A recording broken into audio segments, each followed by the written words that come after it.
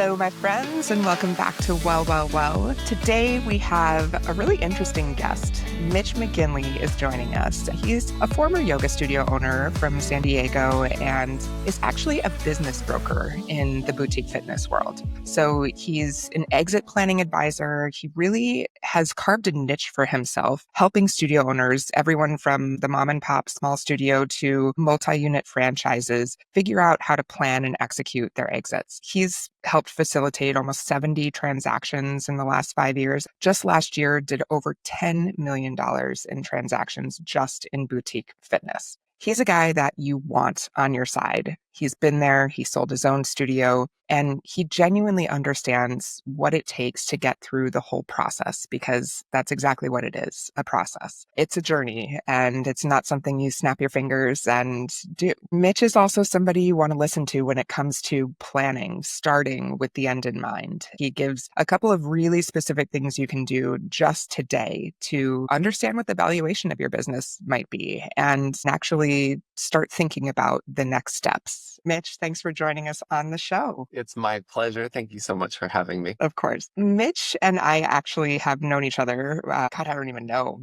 maybe close to 10 years now. And we actually got to work together for a bit, which was amazing. But I think what really made our connection special, Mitch, was that we both had this kind of shared love for business and yoga. And I think both of us had this unique way of seeing those worlds and the ability to marry them together and somehow build thriving companies and somehow get to do what we love in a business context. I happen to do that now with software. You happen to do that now acting as a broker to help studio owners really, I don't know, realize their dream of a payday. Because I'm sure a lot of you out there who own studios have that dream someday. So first of all, I know you're joining us from Madrid today. What are you doing there? We're eating so much good food.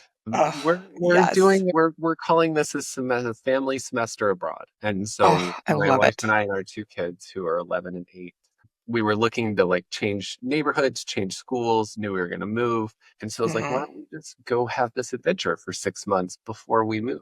And Amazing. now we're here and we kind of want to stay. TBD on what's next. When you're actually going to come back, if you're going to come back. Yeah, I love well, I came back last month. I saw you Yeah. in Vegas Yeah, yeah, for it. yeah.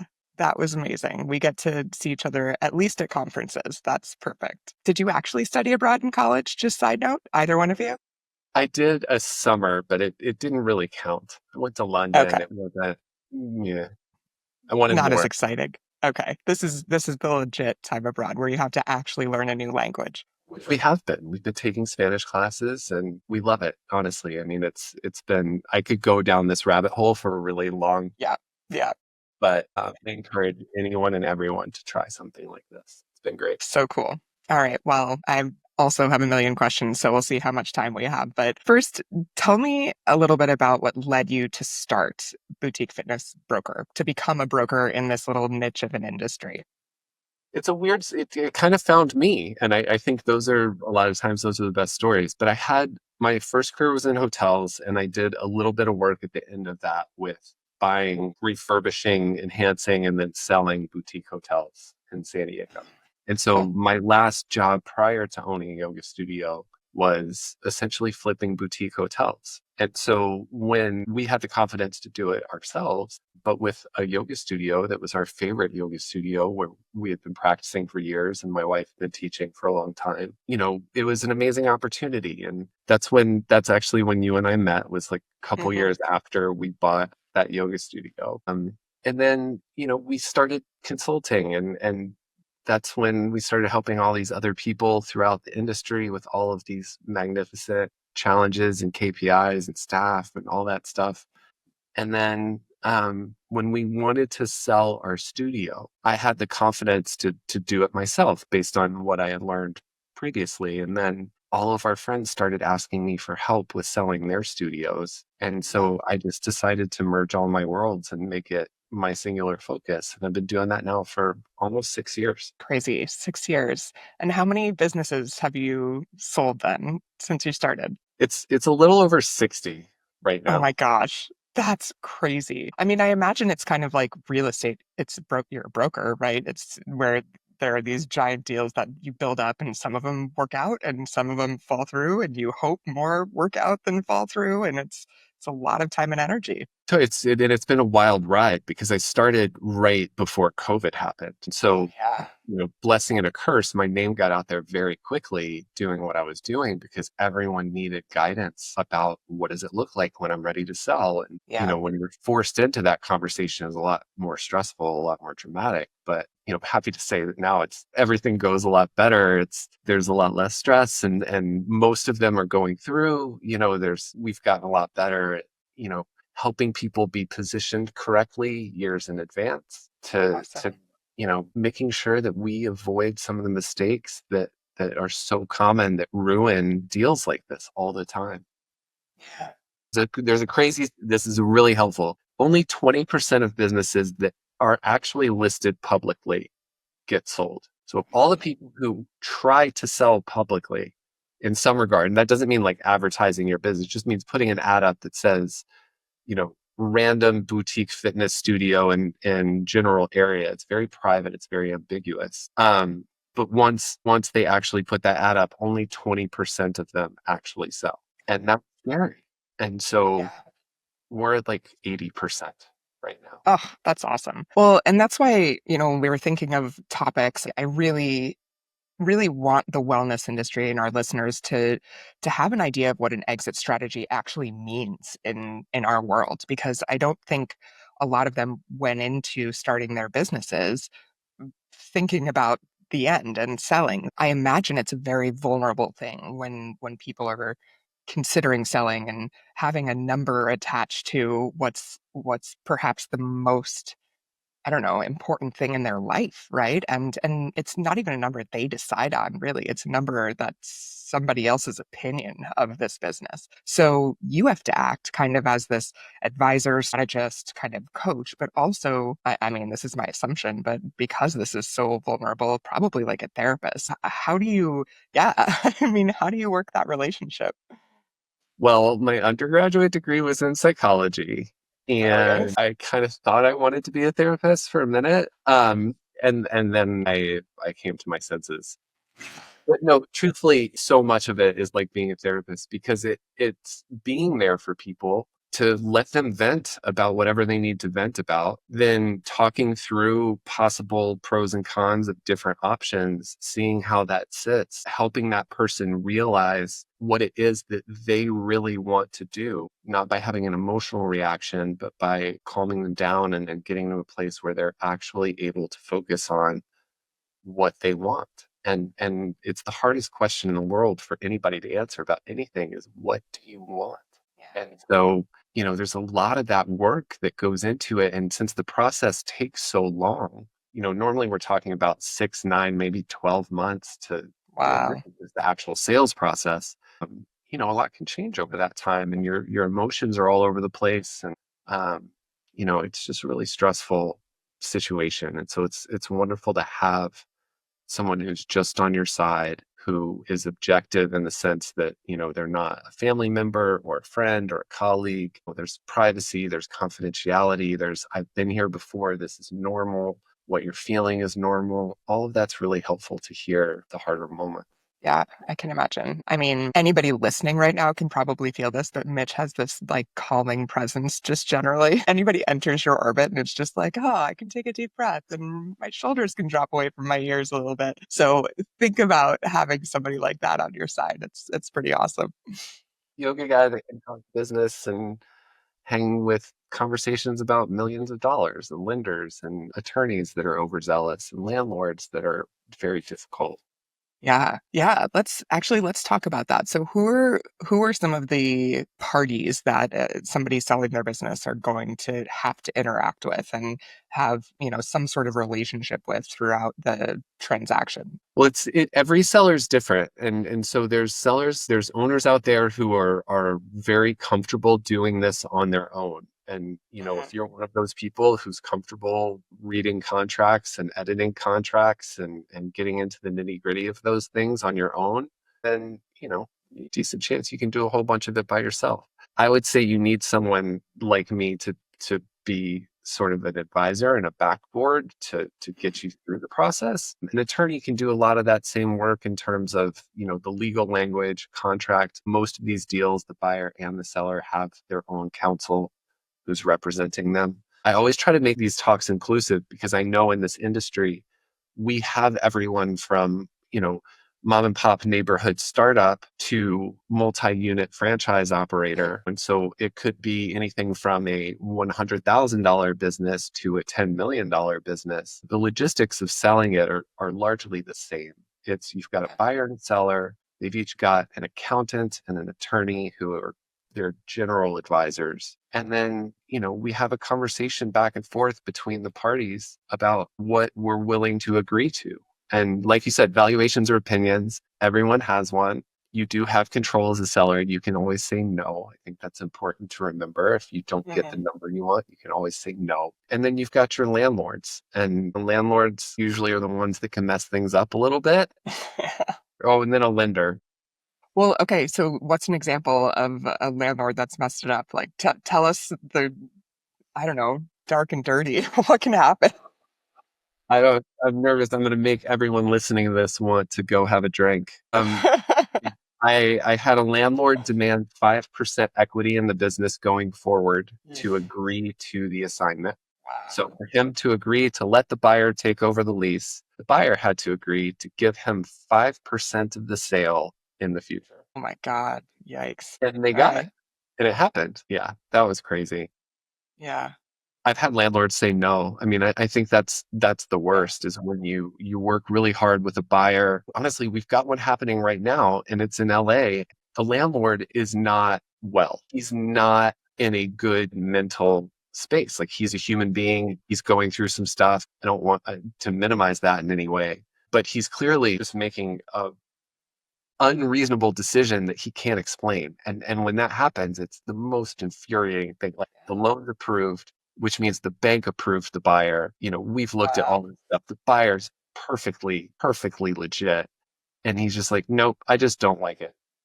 I was like, well, that's a good way to get yourself sued. Yeah, exactly. But it complicates everything. Oh man. All right. So good relationships with landlords are really helpful, guys. Okay. Well, so I know we have a lot of listeners that are newer to studio ownership, and maybe even some that are newer to franchise ownership, like bought a unit or two or three. And I think it's really difficult to start with the end in mind when you're new to either an industry or even entrepreneurship. The beautiful thing about our industry is that we have a lot of people who they love what they do. They love helping people. They love teaching Pilates or yoga or whatever, and they become entrepreneurs kind of by default. So, yeah, what advice would you give them when you're thinking about, okay, I want to start with the end in mind and kind of do this right? First and foremost, good for you. I totally applaud it. Go get it. It's the most fun thing in the world, and being an entrepreneur is the best. And I think once you've been one, there's no going back under any Definitely not. circumstances. But it's hard, like all good things are. But a couple of things. I'm totally with you. Begin with the end in mind. That's one of the 7 habits of highly successful people. It is so important to know that you are going to exit your business at some point. It's not a question. It's going to happen. And if you don't have a plan for it, it's probably going to suck. And if you do have a plan for it, you can make a bunch of money. What you have to do along the way isn't really that different or hard. Good exit strategy is just good business strategy. It's make as much money as you can, minimize your expenses, and take care of your books, keep clean books, and extract the one that's hardest, I think, for most people, especially in this industry, is it can't rely on you for the business to work.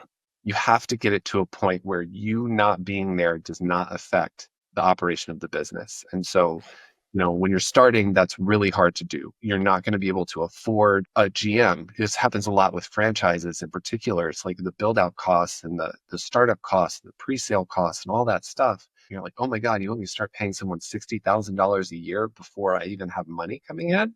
And all of a sudden money's going out the door and you're like, I need to make money. So hiring that GM might be something that you put off until the 4th or 5th or 6th month of ownership. But it's really important that you do it and get yourself out of that day to day, because the GM becomes the most important person in a sale. buyers always need to rely on the fact that the person running the day to day is going to stay through the transition. Transition is usually like 6 months to a year. Yeah, I mean, I think even for your own sanity as a business owner, those decisions end up being critical long term. It's what makes the good businesses last. And also, I mean, it's a competitive landscape out there, let's be honest. Like there is definitely no shortage in most major cities and even smaller cities of boutique fitness businesses, gyms, and you can tell as a consumer when they're well run. And keeping your clients is a challenge for everyone. So it's definitely going to be a winner across the board. So that obviously makes a studio valuable, having a great GM. Is there anything else that you would say really makes a business, a fitness business, wellness business valuable today? Well, the most important thing is profit, and it's simple and probably to be expected, but there are a lot of people out there that I don't think really realize that. Decisions about valuations and acquisitions are based on profit. Buyers are expecting a return, and investors, depending on what level you're selling at. So if let's say it's that mom and pop neighborhood studio that is maybe one location yoga studio, independent brand, we love you all. That was us. That's doing 300,000 a year in gross sales, and they're making enough for themselves to live on and make enough money to be happy. For those people, they might be looking at a GM to be the buyer, and they need someone from the community to be the buyer because that's the only person that has an attachment to that business Right. that wants to see it continue in its current form.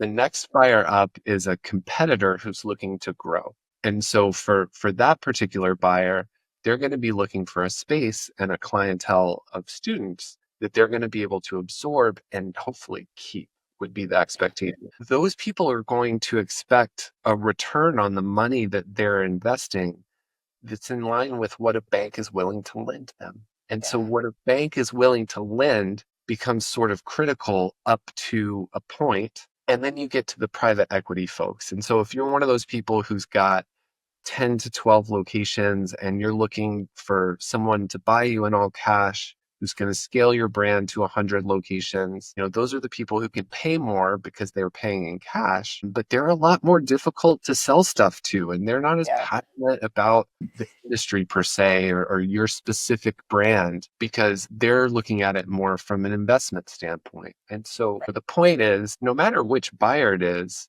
everyone needs the numbers to make sense to be able to justify it. And so it's all based on your profit. You have to show your profit. You need to show your profit on your tax returns specifically. Pay your taxes and it'll be fine. You'll get more back when you sell. Yeah, that is such a good point. It's very different to each buyer what's valuable. When I kind of started in this industry outside of just teaching, I worked for Yoga 6 in the early days. I was the GM. I was running the studios here that were the first Yoga 6, and we acquired two large yoga studios. And it's intense. I mean, communities are attached oftentimes to an owner, and change isn't easy for anybody. So whether it's teachers, whether it's, whatever. But in our case, we were more interested in acquiring the clientele, acquiring the lease because real estate was very challenging at the time. The location, the long-term lease, and scaling a brand. So if we lost some teachers, that wasn't a big deal to us. We knew we could, figure it out. If we lost some clients, it was okay. We could figure it out. But those other aspects were really, really important. So what is the real estate landscape like? I mean, as you're obviously you talk to landlords and you hear from landlords, what's it like for somebody going out and wanting to start a business these days and find a good lease? It really depends on where. And it's Yeah. crazy how segregated all of this is. And it's so fun to get to work with businesses all over the country because I'm constantly blown away by, like, I might have even talked to you about this recently, but did a deal last year in Nashville that had the largest rent increases I've ever seen. Oh my gosh. Nashville. Wow. And maybe Nashville and you're like, yeah, Nashville's crazy. But if you don't know Nashville, you're like, that's the most expensive place? Like, Yeah. huh. Wild. And so there's good deals and bad deals, and use local experts for that. Like, shout out Yeah. to all of the commercial real estate agents out there doing the Lord's work, because yeah, imagine dealing with all that stuff. But for the most part, I would say everything's going well right now. I Yeah. think for the moment, aside from fear about tariffs and what, Yeah. The there's political always landscape. fear. The economic future fear is always there. Yeah. But But it seems to me, I mean, when I look at shopping centers now, it's definitely interesting how studios and fitness facilities and gyms and wellness facilities are a staple in all of them at this point. So I don't know. It's interesting. I was talking to a studio owner and she said, where else does somebody spend an hour 3 to 5 days a week? Like maybe an hour a week at church if you go to church. I mean, there are very few places that you frequent for that long, that regularly. And so for her, when she was finding a space, it was, they loved her. They wanted her. and they should, right? I mean, it's in general, they're great businesses. They are Mhm. very complimentary of other businesses that are around. They're great tenants. People are nice. It's my favorite industry for sure. You know, Yeah. I was going to ask you that. So brokering businesses, I imagine that there are probably some more lucrative, industries you could get into. Speaking as somebody in the tech world, what keeps you in fitness and boutique fitness specifically? yeah. If you ever want to sell Wallow, let me know. I'd be happy to. I'll make sure you're my guy. Uh, Yeah, I would have no idea what I'm doing. And Yeah. that, sort of the fun, like I'll joke about this, but I've sold all kinds of businesses. I sold an HVAC company and a plumbing company and a restaurant and a hotel. So I just don't like those industries as much. Yeah. I love boutique fitness, health and wellness. I love the people. I feel like they're my people. And so I want to specialize in this industry because I feel that special connection. And I think that's unique to this industry. Yeah. Yeah. I think there are days where I'm like, how can I stay in this industry for another minute? It's so volatile sometimes. It's so crazy. The demands are insane. Consumer demands are insane. And then it's the people. You just can't. I mean, once you're in it, it's really hard to want to leave because everyone here is just so passionate about what they do. All right. So I guess just generally, if you think about things that you would tell the person who's really starting to think about this, obviously, we talked about starting with the end in mind, but the person who is like, okay, I'm starting to get to the end of my rope. I really would love to know what's possible for me in selling my business. What are the first steps? Like, what do they start with before maybe even before approaching you? What would be a dream? It's the perfect time of year just to have this check-in because it's tax time, right? And so Hmm. if you're on top of it, it's tax time. Yeah. And so if you are, then you've got all of your financial records from 2024 handy. And so it's really easy. Just take your 2024 P&L, look at the net income at the bottom right corner, and then add back any salary that you pay yourself and any personal expenses that are easy to lump together. And that usually just includes meals, travel, continuing education. I think those are probably the three most common. Okay. Interest is another one that you can add back. And so when you add all those numbers together, so net income plus your payroll, doesn't count draws, just payroll, and then, meals, travel, continuing education, interest, stuff like that, and then multiply it by 3. Hmm. And that's a pretty good, sort of rule of thumb for the high end of what you might try to sell for. Depending on a number of things, it can go up or down from there. If you're a multi-unit operator and you are playing to those people who have cash, it can go above that 3x multiple. If you're an owner operator who's managing and teaching a bunch of the classes, it might be a 1x type situation. Mhm. And so that's just sort of like just to set everybody's expectations. That's something you can do on your own right now. Just grab your P&L, take a look at it. How much money did I really make last year? And then multiply it by 3. And that's a good starting point for the conversation. If anybody that wants to talk, reach out. I'm always happy to talk. Yeah. Yeah. Yeah. But, sort of the next point I think that's really helpful for people is creating an idea of who you want to sell it to. Mm. There are some people who are adamantly opposed to telling anyone in their orbit that they're trying to sell. Sometimes that's how people are. They're like, I don't want anyone to know. I just want to tell them the day the deal's done that there's a new owner and I'm out. was like, okay, that's a choice. And I'm here for you. I'm here to support that. And so here's how we get that done. Maybe it's a combo of, okay, we're gonna mention that we're casually looking into this to a couple of people, let that trickle out for a little while. And then we'll see if maybe we can be a bit more direct with more of the staff, or maybe I've had people send out an e-blast to the whole community. Oh Um, boy. I'm ready. Who wants to buy it? Um, I've received a few of those. I've definitely gotten a few of those in my day. I've also seen them in Facebook groups and, on social media and just kind of blasted. So yeah, I imagine there are a lot of ways to go about it. I don't know if you were, that looks desperate to me. Don't do that. yeah, yeah, But the time agree. is different. So Yeah, and you never know. I mean, if you're in a situation where it's desperate, you got to do what you got to do. But it's always nice to not be desperate when you're going into this, I imagine. exactly. And you never know when it's going to happen either. Like a lot of times, I think it's really important to say, the decision to sell your business, your baby that you birthed and grew is obviously a very difficult and emotional one, but it also usually accompanies big, huge other changes in your life. And so what often happens, and we're seeing, we're kind of similar age, where it's taking care of a parent who's getting older and needs you to be somewhere else, or your kids are starting high school and you're like, I really want to spend these last 4 years with my kids before Yep. they go off to college. Or maybe your kids just went to college and you're like, I'm free. Like, let's go hang out with Mitch in Europe. I'm ready. um, Yes, you know, th- please. that's a decision too. And so there always is that other life transition part of it that's happening that's, for each person it's different and what matters to you. And, is it the money or the timing or, what's the plan? What's the plan if the plan doesn't go to plan? What if all of a sudden I got to move over here? Then what am I going to do?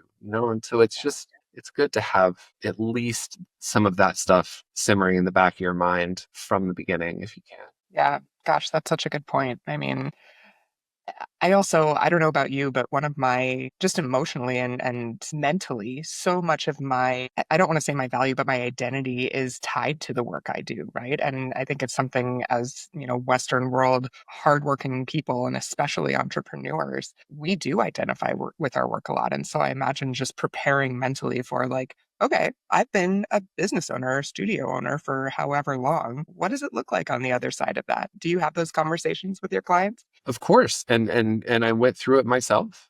I mean, Hmm. and this on a very personal level, like Carson, my wife Carson is the star in our relationship. She's the She's talent. actually a star. She's an actress and amazing. She's a legit star. And so she got to keep teaching and she stayed Mhm. connected to the community and she still had that status in that sort of regard. It was different. I don't want to take away from that, but like I straight up didn't like that was it for me. And I had spent, 5 or 6 years sitting at the front desk, greeting every person that walked in and, played, I'd like to think, a significant role in it too. And all of a sudden it was just gone for me. And I had to mourn it. It was a transition for sure. Yeah.